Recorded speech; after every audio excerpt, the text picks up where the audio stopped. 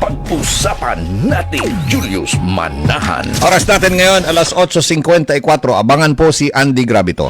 Karambola sa Pasalingaya. Bakit minsan mas mabilis umasenso ang tinawag na mahina sa classroom? Diba? Mahina o average lang sa classroom. Ito mga kaibigan, masakit pakinggan ito, pero may punto. Sa classroom kasi, grades ang sukatan. Okay? Memory ang labanan, di ba? Tamang sagot ang panalo. Pag perfect score ka sa mga exam, di ba? Pero po, sa totoong buhay, iba ang scoring system.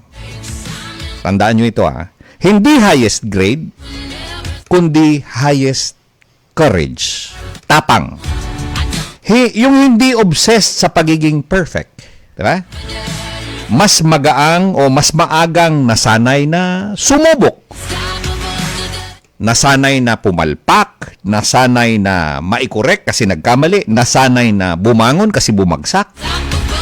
Samantalang ikaw na matalino, lagi kang perfect, lagi kang tama, sanay kang sigurado, sanay kang prepared. Diba? Gets nyo? Kaya pag sisakob ka, kikalamidad, bagsak, day mo kayang bumuhat. Maluya ang pakpak mo. Bakit ganito? Kaya mas mabigat ang risk na pinadana sa isang bata, estudyante o whatever, no? Nung bata pa, early stage. Mas mabigat ang risk, mas mabigat ang eksperyensya. Hindi ka nauunahan ng mas mahina.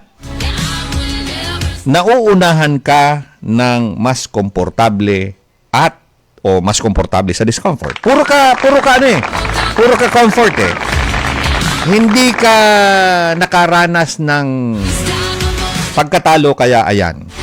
Pag nung panahon na natalo ka, ayaw mo na. Suko ka na. Eto ngayon, yung sanay sa pagbagsak, sanay sa rejection, etc., ay, may kalyo na, dire-diretso. May kalyo Ganon, di ba? I know a lot of you there would agree with me. Especially yung mga gurangan na ako gurang. Mga gurangan na nag-agi na sa kinaban, ihaloy na panahon.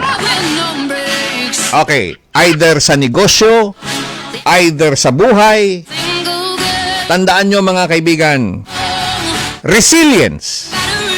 Ulitin ko, resilience beats recitation sa eskwelahan.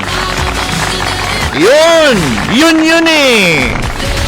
Pag-usapan natin, Julius Manahan.